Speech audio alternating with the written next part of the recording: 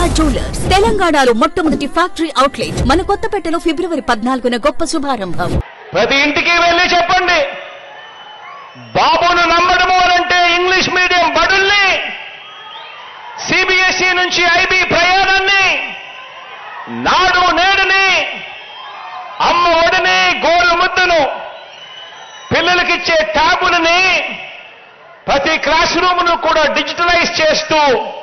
Digitise చేస్తూ IFP panels పెడతా ఉన్నా మన స్కూళ్ళని, మన క్లాస్ రూములను వీటి అన్నింటికీ కూడా రద్దు చెబుతూ చంద్రబాబు నాయుడు గారికి ఓటేయడము అనంటే మన పిల్లల బంగారు భవిష్యత్తును మనమే తాకట్టు పెట్టడము అని చెప్పి ప్రతి ఇంటికి వెళ్ళి చెప్పండి.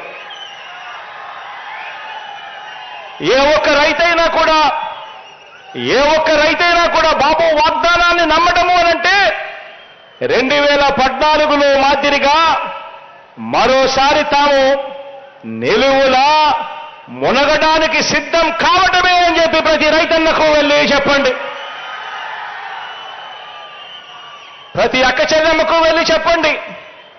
ఏ ఒక్క అక్క చెల్లెమ్మైనా బాబు మాటను నమ్మటము అనంటే పూర్తిగా పొదుపు సంఘాల రుణాలన్నీ కూడా మాఫీ చేస్తానని, ఏడాదికి 12 గ్యాస్ సిలిండర్లు సబ్సిడీ మీద ఇస్తానని తాను చెప్పి 2014 ఎన్నికల తర్వాత నిలువున దగా చేసిన బాబును మళ్ళీ ఎవరైనా నమ్మవచ్చా అని చెప్పి ప్రతి ఎక్కచెల్లెమ్మని వెళ్ళి అడగండి.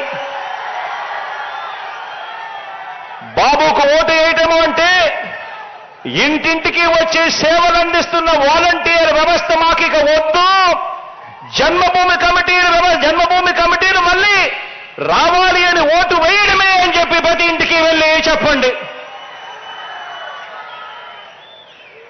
చంద్రబాబుకు ఓటు వేయడము అనంటే 5 ఏళ్ల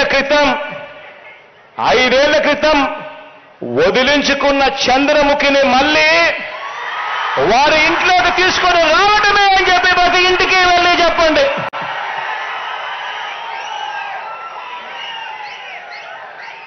బాబుకు ఓటు వేయడము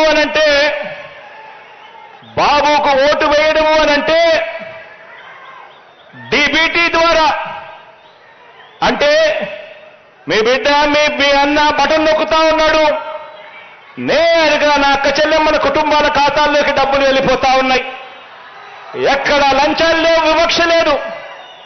కానీ చంద్రబాబు నాయుడు గారికి ఓటు వేయటము అనంటే ఈ సంక్షేమ అభివృద్ధి పథకాలన్నింటినీ కూడా రద్దు చేయండి అని, మీకు మీరే ఆమోదం తెలపడమే అని ప్రతి ఇంటికి వెళ్ళి చెప్పండి. ఇక జన్మభూమి కమిటీలు వస్తాయి, చంద్రబాబు వస్తారు, చంద్రముఖిలు ముందుకు వస్తాయి అని చెప్పి ప్రతి ఇంటికి వెళ్ళి చెప్పండి.